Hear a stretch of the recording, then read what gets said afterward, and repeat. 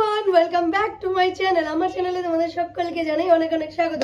তো এই চ্যানেলে একটা কমেন্ট এসেছে একটা বোন বা দিদি, যাই হোক আমি তো জানি না। তোমাকে অনেক অনেক ধন্যবাদ এই কমেন্টটা করার জন্য। কারণ আমি ভাবছিলামই যে এই বিষয়টা নিয়ে আলোচনা করি, সুযোগটা হয়ে উঠছিল না। ভগবানের আশীর্বাদে কোনো কেক খারাপ হয়নি, এটা খারাপ হয়েছে, তো এটার সাথে কিন্তু আমি এক্সপেরিমেন্ট করব। কারণ কোনো ভালো কেক নিয়ে আমি এক্সপেরিমেন্ট করতে চাই না, নিজের নুকসান হবে, তোমরা বুঝতেই পারো। তো এই কেকটার সাথে এই এক্সপেরিমেন্টটা করে আমি তোমাদের সাথে শেয়ার করব, স্পেশালি তোমার জন্য এই ভিডিওটা। কমেন্টটা আমি উপরে লাগিয়ে দিব, যেই করেছো দেখে নিও। তো কমেন্টটা এটা ছিল কি, ডিপ ফ্রিজে কেক রাখলে কি হয়। তো ডিপ ফ্রিজে কেক রাখা যায় কি না সেটাই আমরা এবার জানবো। তো আমি একটুখানি বলে দিই, কারণ একটু একটু নলেজ আছে আমার। তারপরে তো এক্সপেরিমেন্ট করার পরে পুরোটা বলবো কি কি হলো অ্যাকচুয়ালি ব্যাপারটা, আমার আইডিয়ার সাথে সেটা ম্যাচ করলো কি করলো না। তো আমি অনেকদিন আগেই 2-3 বার আইসক্রিম বানানোর জন্য ট্রাই করেছি। ক্রিমটাকে হুইপ করে সমস্ত কিছু করে ডিপ ফ্রিজে রেখেছি, মানে ফ্রিজারে রেখেছি, যাতে সেটা আইসক্রিম হয়ে যায় জমে। বাট 3-4 দিন, 2-3 দিন রাখার পরেও, 3-4 দিন তো না, 2-3 দিন রাখার পরেও যখন আমি ওটাকে খুলি, সেটা আর আইসক্রিম হয় না। তো আইসক্রিম মানে হয়ই না, ওটা একদম ক্রিম যেমন ঠিক তেমনই থাকে, কোনো ওটা ড্রাই হয় না, কোনো হার্ডনেস নেই, কোনো শক্ত হওয়া ভাব নেই, যেটা আর কি। তো এইসব কিন্তু কোনো কিছুই হয় না। ক্যামেরাটা এইভাবে ধর, কোনো কিছুই হয় না। তো আমার মাইন্ডে আসে, ক্রিমটা যখন জমছে না, তবে নিশ্চয়ই কেককে রাখলেও জমবে না। আর যখনই আমি তাড়াহুড়োতে কখনো কাস্টমারকে কেক দিতে হয়েছে, মানে আধা ঘন্টাতে 1 ঘন্টাতে সেট করে, আমার হাতে টাইম আছে 15 মিনিট, আধা ঘন্টা টাইম আছে কেকটাকে সেট করার, তো আমি চটজলদি এই গরমের দিনগুলোতে, ঠান্ডার দিনের এক্সপেরিমেন্ট আমার নেই, এক্সপিরিয়েন্স নেই বলতে পারো। তো গরমের দিনে আমি কি করি, চটজলদি ওটাকে সেট করার জন্য ডিপ ফ্রিজে রেখে দিই, যাতে ওটা তাড়াতাড়ি কুল হয়ে যায়, মানে ঠান্ডা হয়ে যায়, আর কেকটা খেতে ভালো লাগে কাস্টমারের, আর মেল্টিং ইস্যু না হয়। তো আমি কিন্তু ওইভাবে করে কেক কিন্তু আমি দিয়েছি, আর কোনো কমপ্লেন আসেনি, আজ অব্দি কমপ্লেন আসেনি। আর কেক তো, ক্রিম তো জমছে না, ক্রিম যেহেতু জমছে না তো আইস হচ্ছে না। তো এই কেকটার সাথে কিন্তু এক্সপেরিমেন্টটা করব, এটাকে রেখে দিব আমি ডিপ ফ্রিজে।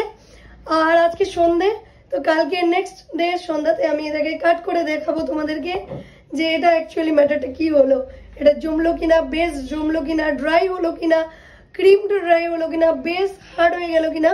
তো সমস্ত বিষয়টা কিন্তু আমরা জানতে পারবো সেটা কালকে।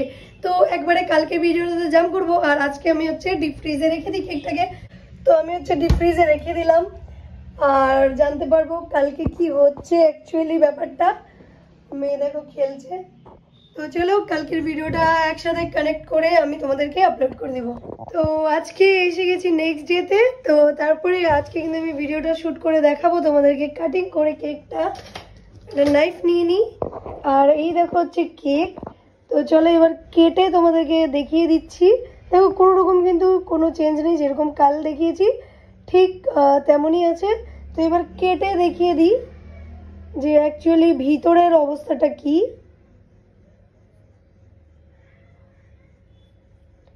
যে ডিপ ফ্রিজে রাখলে কেকের কি হাল হয়, আমারও আজকে দেখা হয়ে যাবে। তো এই তো স্লাইস। আমার মনে ডাউট হচ্ছিল যে বেসটা বোধহয় হার্ড হয়ে যাবে, কিন্তু একদমই না। দেখো বেস কিন্তু একদমই হার্ড নয়, একদমই হার্ড নয় না, একদম স্পঞ্জি। আমি কাছ থেকে তোমাদেরকে দেখাচ্ছি,